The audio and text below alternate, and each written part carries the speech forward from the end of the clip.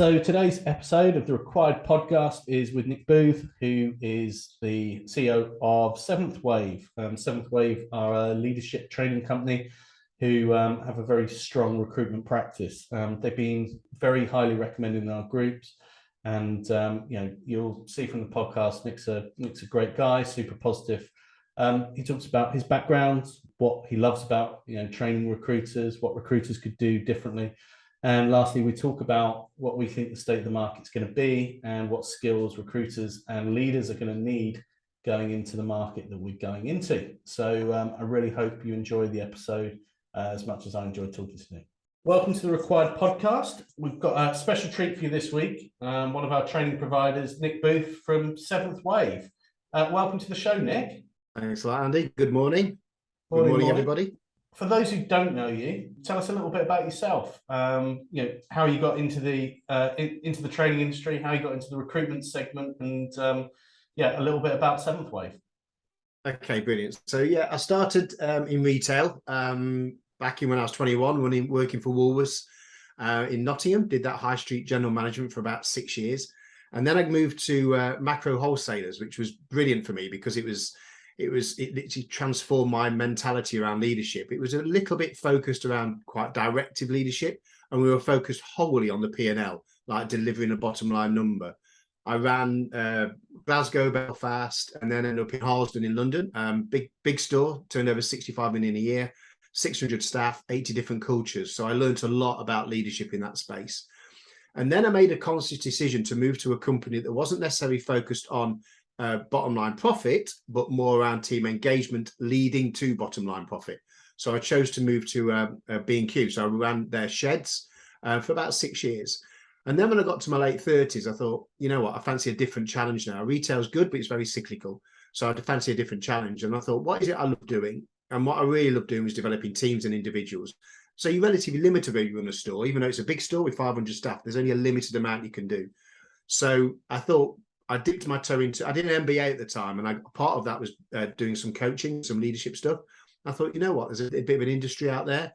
So I learned to become a coach. I spent some time on my days off when I was at B&Q because we worked every weekend, so I get days off in the week, and I'd spent them with training companies. And I thought, you know what, I've got something transferable here, because at the time you're very limited, quite blinkered. You don't realise what your skill sets you've got. And I stand up in a classroom, I talk about some of my leadership stories, some of my challenges, and attach some models to that, whatever that might be, situational leadership, hit some stories with it, and they went down really well. So I thought, you know what, this could work. So I made the decision when I was turned 40 to leave, and I set myself up as a coach and a trainer. So we looked at that, and what happened was, which was really interesting, I then managed to get a gig with Hydrogen actually in Australia. So I went over there and spent 3 weeks with Hydrogen, and what was fascinating was we went in there and it was a little bit like shooting from the hip regarding leadership and coaching and stuff.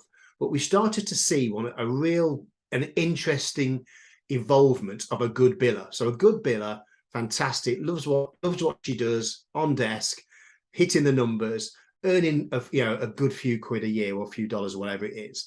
And then the leader says, let's give her 2 people to manage. And suddenly she's on desk as a billing leader. Now this is transformed. Now, hang on a minute. I've got my core hours. I know what I've got to do. And I've got these 2 here next to me going, what time do we go for lunch? And how do you do this letter again? And how do you get on LinkedIn? And this person then, who was a really good biller, is being distracted by these 2. And more importantly, they've never been taught how to lead ever in their lives. So what happens then is they fail because their billings go down. So they lose money. They get frustrated with these 2 because they're not picking up what their skill sets, and then these 2 complain to her boss that she's not a very good leader. So it's like a double whammy of unhappiness, really. So I started to see there was an opportunity there. So I came away from Australia, and I then worked with a coach, and we developed a program called SeventhWave. And so we've got a very definitive SeventhWave program, and we work with probably 50% of our clients. We've got a rolling, I think at the moment, 60 clients on our books at the moment. Which is fabulous. So we're really, really pleased with that. We're about to hit our 1,000th client, but we'll talk about that later. And we developed a SeventhWave program. So that's it, really. Why is it called SeventhWave? Okay, so it's a good question. So thanks for that. I really wish I could take credibility, but my wife Kerry came up with the name Wave, which was frustratingly annoying because I think I was just about to get it. So basically, the reason it's called Seventh Wave is we work 6 workshops, 1 day a month for 6 months, and we call the workshops waves. And if you sit on the beach watching the sea come in, it's a natural phenomenon that the 7th wave is always the big one at the back. It's all the one with the most energy, etc. So we do 6 workshops. The first workshop is all about getting to know you. The second workshop is all about the challenges of leadership and what makes it hard, especially in any industry as being a leader. It is very, very difficult. Workshops 3, 4, and 5. We are all about the tools, the skills, everything. We practice with them as well. So it's all real life stuff with stories as well about to bring these things to life. Then on the final workshop, workshop 6, what happens is the cohort, the group, 12, 15 of them, present back to the SLT of the business on how they're going to improve the engagement and the profitability of that business by their involvement, what they're going to do that. And it's fantastic. It goes down so well. So after 6 months, 6 workshops, we leave you with the 7th wave. So the 7th wave at the back is what we leave you with, the engaged, excited, and educated cohort, a team, a group of managers. And that's why it's called 7th Wave. So it comes from the film Papillon, when he escapes off his island, the Devil's Island. He does it by following the 7th Wave. And we were watching that movie, or the remake, and my wife said, "Oh, 7th Wave, why don't you call your business 7th Wave?" I was like, "I might do." But you're not having any commission. So that's what it is. It's one of those things, isn't it, where someone else comes up with a genius idea and you really wish it was you. It was actually Georgiana that came up with the name RecWired. So, Wow. and it's a play on, obviously, recruitment, wired from the technology point of view, and obviously a play on an English word of required. So we're like, that's just brilliant. So I really wish, I could take credit for that, but no, it's Georgiana. So dealing with recruitment companies and also dealing with other retail companies. And what's interesting is I think so many people from retail or estate agency join recruitment just so they get their weekends back. So yes, it's interesting that that was not the reason you left, but one of the reasons you were able to. I guess what's the difference between your customers outside of recruitment and your customers inside of recruitment? Are there any sort of core differences? There is definitely some core differences. I would say that, okay, so I'm going to use a bit of clumsy language, but when any of us, because we've got about 40 trainers now that are all accredited in 7th Wave, when any of us work within that recruitment industry, it's just genuinely more fun. You've got some very feisty individuals. You've got to be a good recruiter, you've got to have, balls of steel. You've got to be confident, you've got to have amazing, you've got to have really good emotional intelligence, you've got to be driven. And, all of these things are factors to be a good recruiter. And so don't forget the people in front of us have been identified as potential leaders. So billing leaders, one of the toughest jobs in recruitment. And so what we get when we typically get these 12, 15 people in front of us, we just get a very colourful and high energy team. Admittedly, we work in retail, we work in hospitality, we work in the finance industry, and no disrespect to any other industry, but when you work with a big, let's say a big finance house, the people sitting in front of us have been through quite a lot of filters, and they probably have a different view of how to get success, and they're just not as feisty as a team of recruiters. So, and we love it because it holds us, it holds us to account. Because I remember I came back to London and did some work in a company in London. Actually, it was Auto Hygiene, actually. Then we moved into Lawrence Harvey and we did some work with them. And there was an individual sitting at the back on his BlackBerry just going, "Why am I here? I can earn more money back on my desk." And when you get asked a question like that, as a trainer and coach, you've got to be able to answer the question. And it really was, look, just give me a day. You don't have to come back next month if you don't want to. And luckily, we've never had anyone, no one's ever not come back, because they've started to realise it's a little bit like being a Premiership footballer. I've got a life here that when I get to about 35, 36, 37, I've got a choice. Do I become a leader or a headhunter? That type of thing. So obviously what we want them to be is become leaders, and then leaders of leaders, because that's when that pyramid happens and the true magic happens, because they can earn off others. So yeah, so in answer to your question, we just like it because they're more fun. My boss Scott Fulton had a brilliant expression, actually, and I think Nick Tapas has been one of the S3 leaders out in the Netherlands been using it recently, just reminding people. But he's, Nick had 50 contractors, and Scott said to, you've got to get 50 consultants, to be, to be super powerful, because you've gone as far as you can. You need to get 50 other people doing that as well. And I think that's, once you show people that, actually that's when it becomes really, really powerful. And I think you're right as well. I mean, recruitment is a really tough gig. I admire the guys and girls that can, do it for 10, 15, 20 years, because it's really, really hard graft. Every month you're starting at zero. There's that constant rejection. You've got to be working, generally at a super high pace to make sure that you're always competitive. And I think it's almost, and then then throw that in and manage a couple of people who don't know what they're doing. Fantastic. Yeah, absolutely. And you've got all of those challenges. So it is a very up and down industry. I've worked with people that have had thousands of no's before they got a yes, but their resilience just pushes them through. And it's incredible. I mean, I think recruitment used to get a bit of a bad rap. And, I was guilty of thinking about that. What are these recruiters? Back in my day, I was recruited, and headhunters would ring me up, promise me the earth and never come back to me, and all of that stuff. And I remember when I was working with Lawrence Harvey, my son had just finished, my eldest had just finished university, and he wasn't sure what to do. So I said, look, I'm doing some training tomorrow in Lawrence Harvey in London. And he says, come watch me. And I sat in with a guy called Mike Giorgio now, who runs the US for Lawrence Harvey or HI. And he sat down with him and just spent the day with him. And we got the train on the way home. I said, what do you think, Jack? He says, I want to do that. I want to do that for a living. That is amazing. So actually being immersed in that kind of high pressure, high fun, high reward environment is something that is just, it just sends shivers down your spine, because it's all there. But you've got to be resilient. You've got to have that ability to plow on, work hard, and do the same thing every day. And the rewards are unbelievable if you get it right. Absolutely fascinating. We love it. We love being part of this world.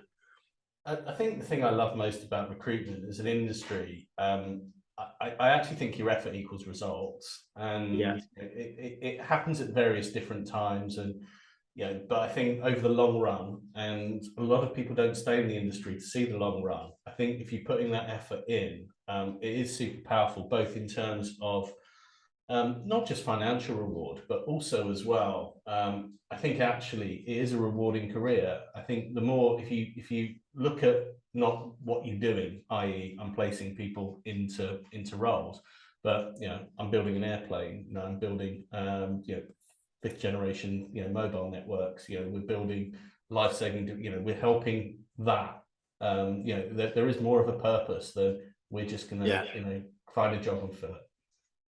Oh, absolutely. And I think when we connect with that, when we what we do a lot in our training, we talk about hearts and minds, and about what you are actually doing. You're not just trading one person to another job. What you're doing, that person you're putting into that job is so important. So my middle son, Josh, interestingly, he's an engineer, and he's just finished his engineering apprentice. And I hooked him up with two of our customers, with Trenovo and another client.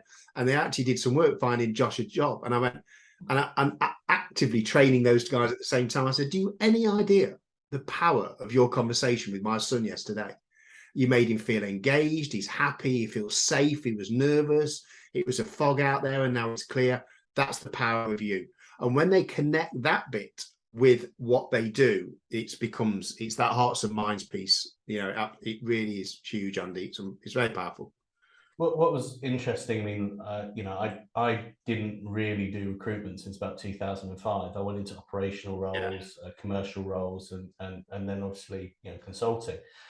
But I think what was really interesting for me was that I look back and I see how people have used technology, how people built relationships long term in a different way, and I'd go and do it again so much different. I wish someone had told me at the time what I know now. And that's that. I guess that's the benefit of going through a course like this. You sort of cut out. Absolutely, because we get them to reflect. So one of our things we talk about on the first day, the first slide we put up is the ripple. It's like a ripple effect, and we say you never underestimate the power of you, because when you walk into a room, you can affect everybody just by what attitude you're wearing on your face. and they're your behaviors. Never mind, because, you know, I always say that people, they join a company, but they leave a leader. And if you can engage with your member of staff or your team, they will work with you and remember you forever for good and bad reasons. So it's very important we engage with them. And it is that point. But often with recruiters, they will think a week ahead. Like you mentioned it earlier, they'll be thinking maybe to the end of the next quarter. But what we work with them on is to go, okay, then you're 24. What does good look like at 30? Where could you be? And we create this North Star that is so powerful. They go, right, I'm going to plow on with this. Now I get the why. Because when you connect with that why, bang, the rest is relatively easy. I'm not saying you're not going to have hard yards. A rainy Tuesday in December is going to be a bit crap for everybody, right? But if you know that you're going to buy that yacht or that house, or when if you all of these, and the beauty of your industry, it allows that to happen because you can actually smash it and get some numbers, put some big money into your bank, and actually allow some of that to be rewarded. But it's not always about money. Someone says, my nirvana at 30, I want to be main board. I want to be COO. Brilliant. So and we work backwards from that. So trying to get them to see beyond it. So that's really, really important. Well, one of my business partner daughter's biggest pet hates is people quoting business books in any form of meeting. So I'm just going to talk about Simon Sinek. Start with the why, just to check he listens, and also just to really wind him up and annoy him, because it is one of his pet hates. So yeah, look, I think once people see beyond it's a job and see it's a career. I remember my mum literally said I had got a job at Huxley, and she was like, "When are you going to get a proper job?" And it probably took till, as crude as it sounds, it took till I'd bought a flat and paid the deposit on a flat and had a company Porsche sat on the drive for her to actually realise that it actually was okay. And it was one of those things that she didn't actually get it. I think people outside of the industry don't actually understand that. Well, why would you do that? Why would any company pay for a recruiter when they could just put an advert out, or go onto a job, or those type of things. So I think as well, recruiters don't help themselves. I don't think recruiters themselves value what they do in the profession they have. I think they I could be really cheesy and say they don't until they come on our program. But once we start to run that impactfulness of the effect of what they have on individuals and how they look after people and build great relationships and become true leaders, I think that's what we really focus on. The power of you is massive. I mean, for me, when you can unlock that with certain people, when they see themselves as how the positive effect they have on others, that's when the true magic happens, as far as I'm concerned. And also, we talk about aspiration a lot. We talk about where are you going to head? What can you do? And have a balance. So we talk about a balance in your life, and we talk about work, home, and well-being. And the very fact that those three things, that trinity, should be respected about what it looks like. Because you could do, I know recruiters at the moment, in London doing 80-hour weeks. They're just going to burn out. They're just not going to be effective. They're not going to be good partners, and they're not going to be good to their own bodies, And it's about maxing out on that efficiency, being the most efficient you can with any form of communication. And genuine communication and connectivity with another human being is so important, And the one thing I do notice, we talk about what is some of the particular traits within recruitment.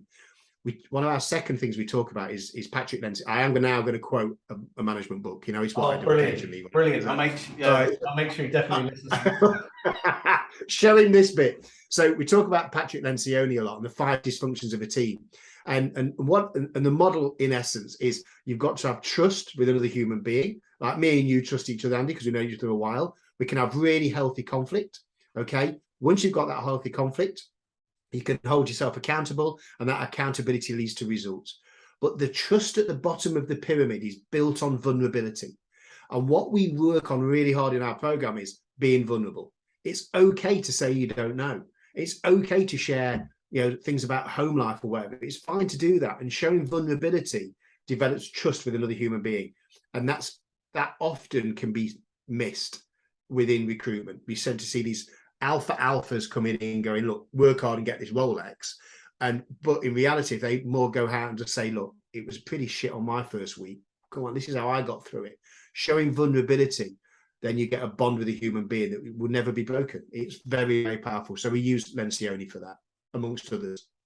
The podcast released yesterday, actually, and depending on when this one goes out, that might not make chronological sense, but it's with a guy called Chris O'Connell, and Chris very much talks about that, and actually, you know, he's actually gone probably further than that in terms of showing vulnerability to colleagues. You know, it's actually, he's done it on, you know, the social, you know, on the LinkedIn platform, and actually, you know, comes across as, you know, a really top guy, you know, and just really believable. And you know, if people can be honest around that, well, they can be honest in business. And you know, I think, you know, it was a really interesting discussion with him as someone who's built a 25 million turnover business, to hear him talk about that.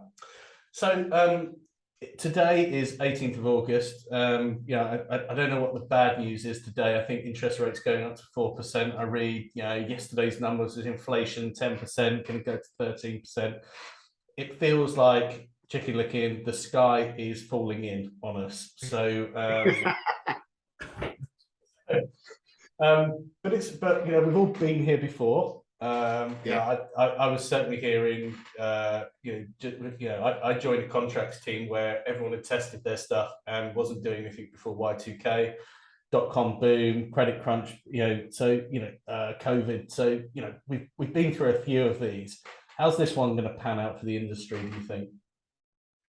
I think it'd be challenging. I really do. I think over the last 2 years, because of lockdown and people working from home, I think the recruitment industry has boomed because of that, because for two reasons. I'm not particularly order. I think there's been a big change in industry. So there's been a lot of movement within businesses. I think the tech areas have just blown up and they're just doing amazing. So literally millions of vacancies in the UK over the last 2 years. I think the bit that a lot of people don't click onto is the fact that before COVID, if you try and get hold of me and I'm at work, you can ring me at lunchtime or in the morning or in the evening. When I'm working from home, you can ring me anytime you want.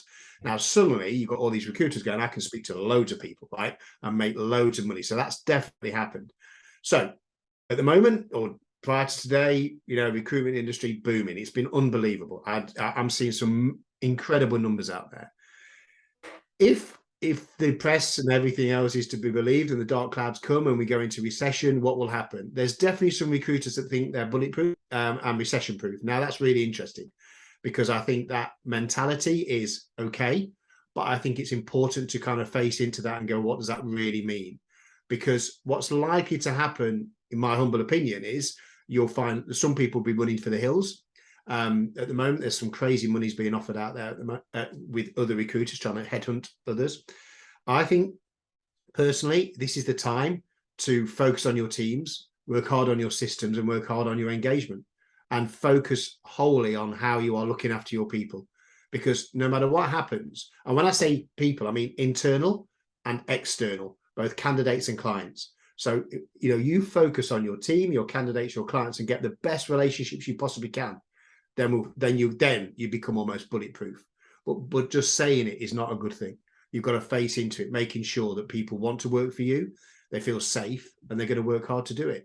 I remember when the oil and gas price plummeted, and I went into it. It was a pure coincidence. I was in two recruiters on the same day.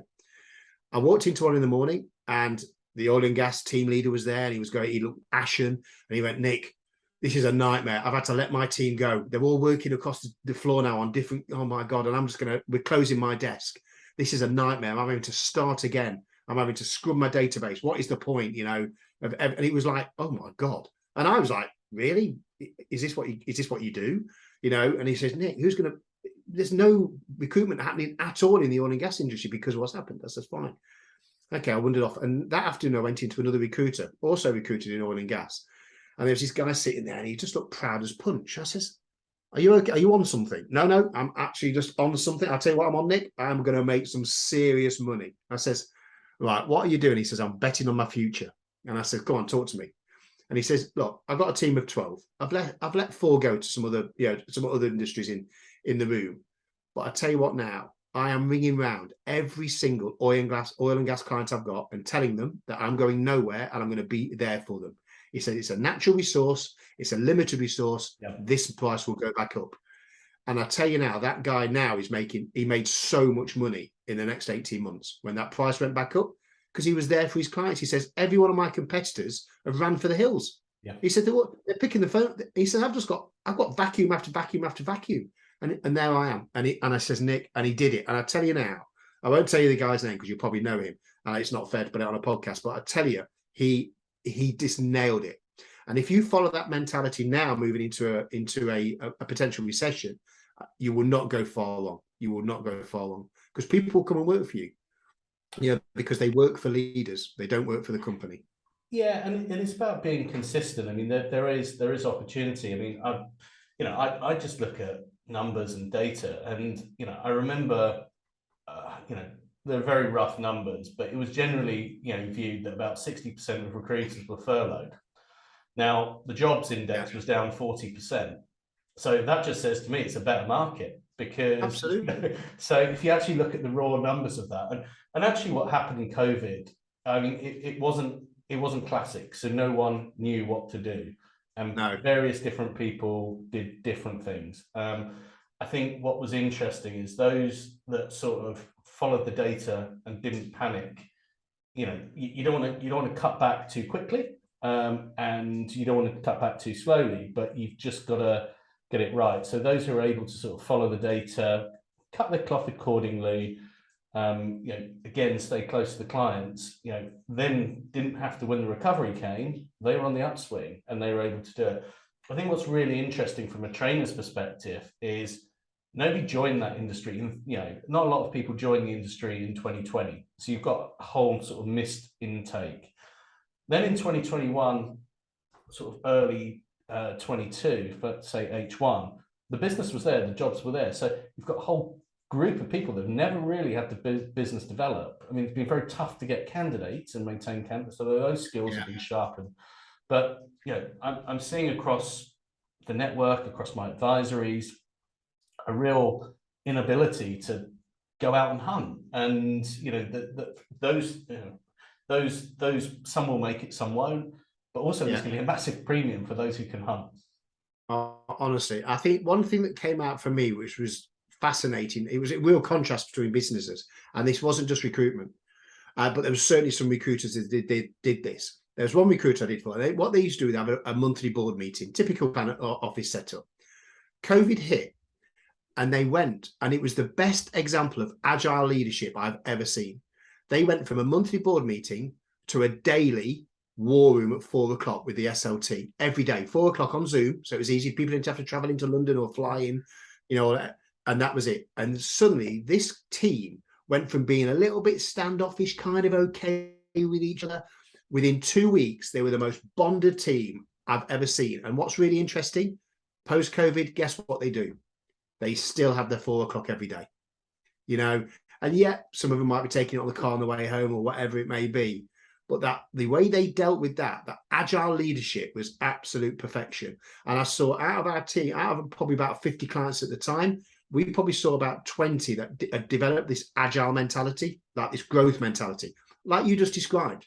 There is actually more money there to be taken. Absolutely, what you just said, Andy, and that's it. With the growth mindset and the agile mentality, they just took it to new heights and made some really good decisions as well about that. The ones that didn't, they were just a little bit lazy, a little bit tired, and people left, and headhunters were coming in and picking them off, and that was the danger for them. So it was a real contrast for us as almost independent observers, but yet involved in these businesses at the same time.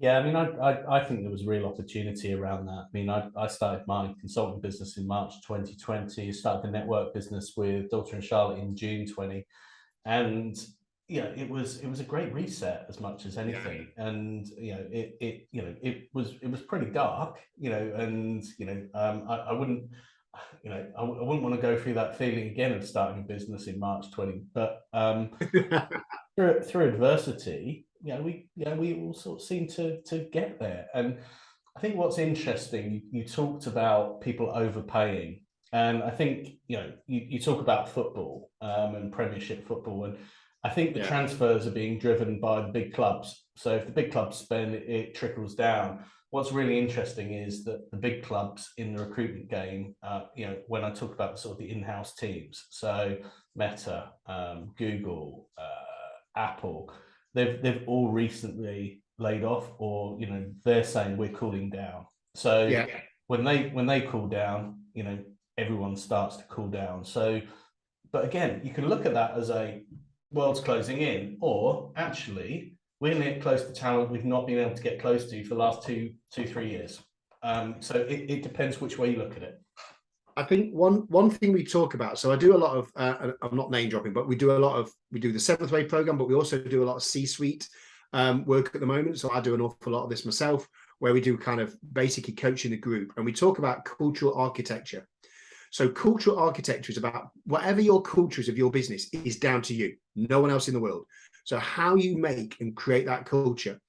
And there's some very, very powerful stories out there, and many of them I've got to share, but one of them is this assistant manager, a number 2 in a small recruitment firm up in Manchester, believe it or not. He the team of about 30 people. He was offered 100k to go to Amazon, £100,000. His base currently is about 50, and he chose not to go. And when I'm saying you're going to double your salary, and even with bonus you're going to get 80, he says, I love this culture. I love the team.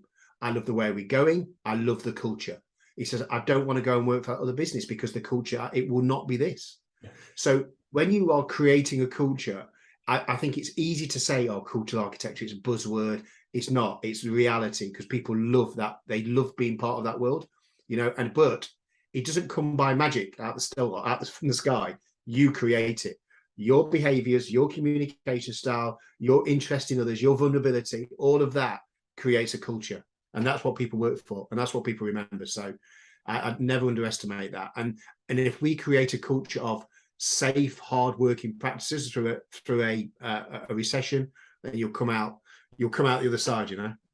What I've noticed actually is where recruiters have gone from agency to the dark side, as we call it, to the in-house, and for substantially bigger packages. Yeah, it wasn't the package originally. It wasn't the reason they looked. It's probably the reason, someone will sit there and say, oh yeah, they left because they doubled. But when we sort of went through and did some exit interviews and dug down on it, it was because either they were underperforming and hadn't been stretched and pushed, almost killed with kindness, or they didn't buy into the culture, or it was how they were treated during COVID. There was something that that wasn't the reason they went. That might have been the reason they ended up going, but it wasn't the reason they looked in the first place. Yeah, I honestly, so I often say, when you've got a leaver, and there's a lot of figures in this space, right? But a 6-month in leaver will cost a business, right, round between 3 and 4 times their salary. Okay, so you're talking on average about 30-40k, massive numbers. Now that is profit you're paying them. So how many sales do you have to do up here to pay for that? Now, and when you start seeing that, you're thinking that is a lot of placements. That is a hell of a lot of placements for me to deliver that way down there. So you're absolutely right, and I think it's been very mindful of that. What I would say is gold dust. If any of your, anyone listening to this, if the one thing I'd advise, well, lots of things. Obviously, I could talk to death about this, but when you've had a leaver, pick up the phone to them 6 months after they've gone, because you'll do the exit interview, which is all just normally just fluff and nonsense, right? 6 months after, ask them why they really left. Now that's gold dust, because that's when they're going to really tell you. They're going to say, I didn't get on with Jim, or Sue upset me, or I didn't like being sat next to the air conditioner. They will tell you the truth here. And that is the stuff then you can bring back into your business, because leavers, and admittedly, sometimes the industry is just not right for certain people, and they're going to go and become brilliant elsewhere. But, a leaver is a very expensive thing, and normally it can be prevented. And we'll dress it up and say, oh yeah, they didn't perform, or they didn't do this, or they weren't liked. Well, that was probably down to the leader's fault. Yeah, I mean, I think it comes down to one, original selection, and I think it's a contract. Both sides have to do their bit, and I think it doesn't always happen on both sides, but one of the things that, I would always advise is do a 3-month review and actually go back to what we said when you interviewed, what we promised, what you promised, have we both delivered on it, and just have that very real, honest conversation. There's an opportunity now for me to shoehorn another management model in, so I'm just going to have to quickly do it. Right, so another one by Patrick Lencioni. So we use this for 7thWave. We use this for anyone who joins us, and he called the perfect team player. And he's got 3 circles, like a Venn diagram, the standard management model. So first one, that anyone who joins in this team is got to be humble, they've got to be hungry, and they've got to be people smart. Now, if you think of the people that work with you that are humble, hungry, and people smart, they're the best people to have around. Now, when I do this and deliver it into a lot of recruiters, we do add a fourth circle, and the fourth one is commerciality. So they've got to have an awareness of money and an awareness of turn. And when you put those 4 together, so then just imagine from the recruitment process of actually bringing them into the business, what questions do you ask to work out how humble they are? Then you have to think of a set of questions to ask them how hungry they are. And then what is their people like? What is their emotional intelligence? How do you start to ascertain that? Now, imagine that, Andy. You come up with 20 or 30 questions on those circles. Straight away, the filter when you bring people into business is going to take out a lot, because you get some really hungry people, the alphas that sit there and go, I'm going to smash it today. And they're not engaging anyone else. It's humble, hungry, people smart. That's what you want. Get that right and you'll make money. 100%. I used to have an interview technique where to find that humble, or actually to find out what they were like, was to ask the receptionist.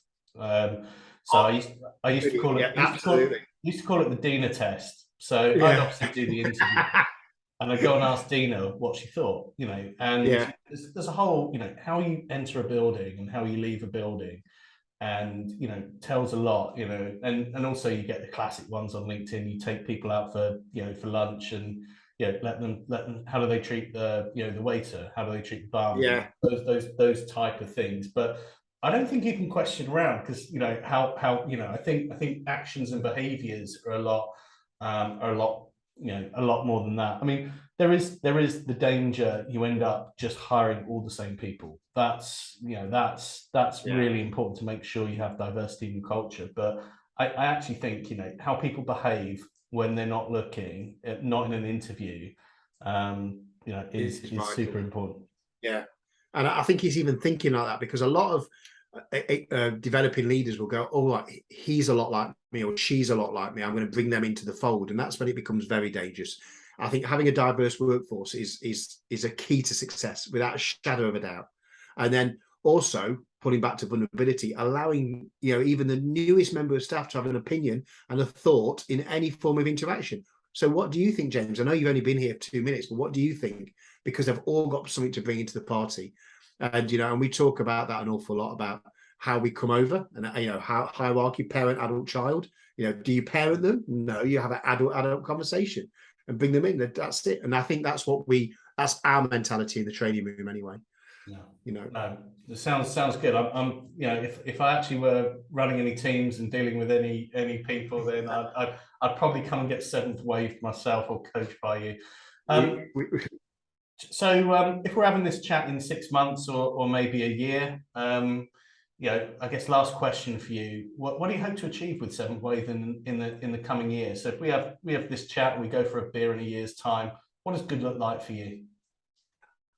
I would say that we love what we do. I adore it. It sometimes doesn't feel like a job. We just enjoy engaging with our teams and stuff. I think what would good look like in a year? I would say more of the same. I would say we've touched over 1,000 companies now, or will have done in a year's time. I think that replication of that, I would say the reason I left B&Q is so I can support more people than I could do working as a general manager. And I will just be expanding that, so we'll be looking to bring more people on, working with more companies, but never diluting the quality of what we do. So in a year's time, I think there'll be more of that, and more to share, really, and probably do more podcasts. And because this is a medium we've probably not dipped our toe into much, so this is quite exciting. So we love doing stuff like that. So yeah, that's what I'll be doing. No, fantastic. I mean, still loving it. you came and joined the network through referrals. So a number of, when we put out the sort of who should we speak to about leadership training, there was so much support for you guys, and also the members that have subsequently started working with you have had nothing but praise. So we're really pleased with how it's going, and I think the more of our members that you can help, the better. So apart from finding you on our website, where else can people get hold of you or the team, Nick? So go through LinkedIn, so you can find any of us on LinkedIn. Our website is www.7th/wave.co.uk or 7-wave.co.uk.